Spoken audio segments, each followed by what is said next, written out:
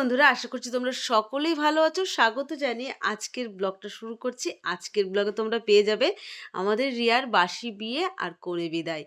তো ভিডিওটা সম্পূর্ণ দেখতে থাকো। আশা করছি আজকের ভিডিওটা তোমাদের বেশ ভালো লাগবে। তোমরা যে যেখান থেকে আমার ব্লগটি দেখছো তোমাদের সবাইকে অনেক অনেক ভালোবাসা। ভিডিওর কোনো অংশ ভালো লেগে থাকলে একটা লাইক করে দিও। আজকের ভিডিওটা কিন্তু বাসি বিয়ে, তাই বাসি তরকারি দিয়েই শুরু করলাম। তো এগুলোই কালকে রান্না হয়েছিল, সকালবেলা গরম করে খাওয়া দাওয়া হয়েছে, তারপরে কিন্তু বাসি বিয়ের অনুষ্ঠান শুরু। এই যে এখানে সমস্ত কিছু রাখা হয়েছে। এখন আমাদের মেয়ে জামাইকে নিয়ে যাওয়া হচ্ছে স্নান করতে। তো এখানে মেয়ের পিসি আছে আর পাড়ার একটা ঠাকুমা আছে। তো দুজনকে কেনো আঙ্গুল ধরে কিন্তু যেতে হবে, এটাই কিন্তু নিয়ম। বিয়েতে অনেক নিয়ম আছে।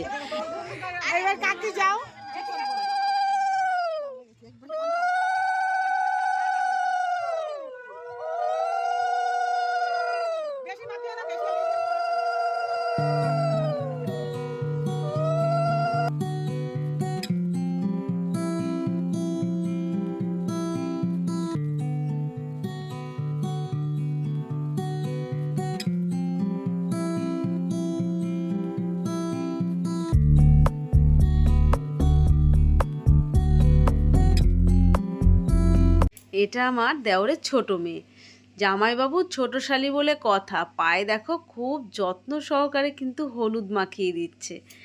আজকে একটু ঠান্ডা ঠান্ডা ছিল, যেহেতু কালকে সরস্বতী পুজো গেছে। আমাদের আবার মেয়ে জামাইয়ের মাথা একসঙ্গে করে জল ঢালতে হয়, এটাই নিয়ম। আর ঘটির মধ্যে ঠান্ডা জলটা ছিল, সেই জলে কিন্তু জামাইয়ের গায়ে ঢেলে দেওয়া হয়েছে। আর জামাইয়ের এই কলসির মধ্যে হাত ঢুকিয়ে কেনি থেকে যে জলটা পড়বে সেই জলে কিন্তু আমাদের মেয়ে স্নান করতে হয়। তারপরে এদিকে হলুদ খেলা শুরু। দেখো আমরা সবাই মিলে হলুদ খেলছি। আর বিয়েতে শুরু থেকে শেষ পর্যন্ত প্রত্যেকটা অনুষ্ঠান আমাদের খুব ভালো হয়েছে। তো সবাই মিলে এখানে আনন্দ করছি। দেখো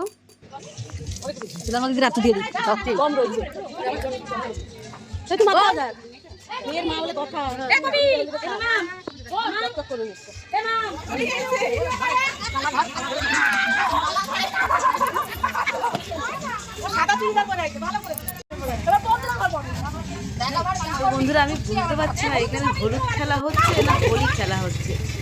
এত আনন্দ করছে। তারপরেই দেখো এখানে এক ডেচকি মাটিটা একটু ফুল দিয়ে সাজানো হয়েছে। এখন তো আর সে আগের দিনের মাটির উঠোন নেই, তো সেই জন্যই মাটি জোগাড় করে এনে ডেচকির মধ্যে রাখা হয়েছে। 5টা কড়ি দিয়ে এখন খেলা হবে কড়ি। তো জামাইয়ের হাতে 5টা কড়ি দেওয়া হয়েছে। তো মেয়ের ঠাকুমা এখন বুঝিয়ে দিচ্ছে কিভাবে কি করতে হবে। তো মাটিটা একটু গাঢ় হয়ে গেছে, ওই জন্য সবার প্রথমে জামাই লুকাচ্ছে কড়ি। তো মাটিটা একটু গাঢ় হওয়ার কারণে কড়িটা হাতে উঠে আসছিলো। একটুখানি হালকা জল দিয়ে দিলে মাটিটা একটু নরম হতো। সহযোগিতা আছে পাশের বাড়ির ঠাকুমা আর মেয়ের ঠাকুমা। তো কড়ি লুকানোর পরে মেয়ে তো খুঁজতে চাইছিলই না, কারণ যেহেতু কাদা আর নোক লাগিয়েছে, কালকে বৌভাত আছে, নোকটা নষ্ট হয়ে যাবে। কিন্তু তবুও নিয়ম তো ছাড়বে না। তো এখন মেয়ে লুকাচ্ছে কড়ি, খুঁজবে আমাদের জামাই। কড়ি খোঁজার জন্য জামাইকেও কিন্তু সহযোগিতা করা হয়েছে, শুধু মেয়েকে না। তো 2 ঠাকুমা কিন্তু জামাইকে কড়ি খোঁজায় অনেকটা সাহায্য করেছে। তারপরে কড়ি খেলা শেষ। আর এখন মেয়ের ভাইপো মানে দাদার ছেলে এখন হাত ধুয়ে দিচ্ছে দুধ দিয়ে। এটাও কিন্তু আমাদের একটা নিয়মের মধ্যে পড়ে। এখন আর সে আগের দিন নেই। এখন ইয়ার্কি ঠাট্টা অনেকেই পছন্দ করে না, সেই কারণেই কিন্তু এই কাদা ছোড়াছুড়িটা খেলা হয়নি। আগেকার দিনে হলে কাদা ছোড়াছুড়ি ঠিক হতো, একটা মানুষও বাদ যেত না, আর এই এক ডেচকি কাদা সব গায়ে যেত। তো যাই হোক, আমরা এখন মুখটা ধুয়ে ফ্রেশ হয়ে চলে যাব লজে দুপুরবেলার খাওয়া দাওয়া খেতে। তো চলে এসেছি আমরা লজে, আর এখানে সবাই একসাথে হব, তারপরে খাবো। আমরা এখানে এসে একটু আড্ডা মারছি, গল্প করছি। এই যে আমার মেয়ে, আর ওই যে আমাদের কোণে। তো চলে এসেছি খাবার। এখানে বেগুন ভাজা, লেবু, কালকের বাসি ডাল, সেটা গরম করা হয়েছে। আরও অনেক কিছুই আছে, দেখো তোমরা দেখতে থাকো। এখানে আছে কালকের বাসি চাটনি। প্রথমে বলেছি আজকে বাসি বিয়ের বাসি খাওয়া দাওয়া। স্যালাড আছে, এঁচোড় চিংড়ি কালকে এই যে রাতে হয়েছিল।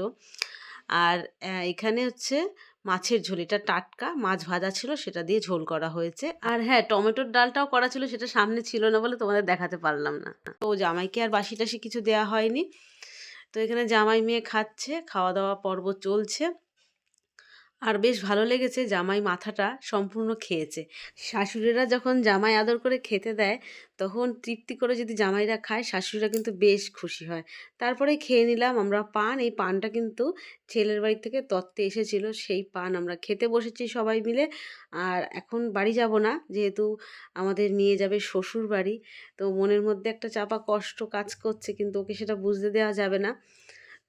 তো আমরা সবাই মিলেই কিন্তু আছি, দেখতেই পাচ্ছ পুরো ঘর ভর্তি লোক। তার মধ্যে মুখটা অন্ধকার, বাড়ি ছেড়ে যাবে শ্বশুরবাড়ি।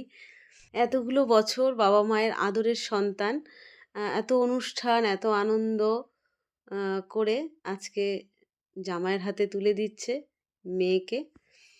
তো এখন বাবা আশীর্বাদ করছে। বুকের মধ্যে চাপা কষ্ট রেখে মেয়ের সামনে না কেঁদে কীভাবে সরে যেতে হয় সেটা আজকে দেখলাম আমার দেওর আর যাকে। কারণ আমারও মেয়ে আছে, আমি কথা বলতে পারছি না। ভিডিওটা করতে আমার খুবই কষ্ট হয়েছে, কিন্তু তবু আমি ভিডিওটা করেছি, এটা পরে দেখবো সেই জন্য। তো এখন মা বাবার সমস্ত ঋণ শোধ করে মেয়ে যাচ্ছে শ্বশুরবাড়ি।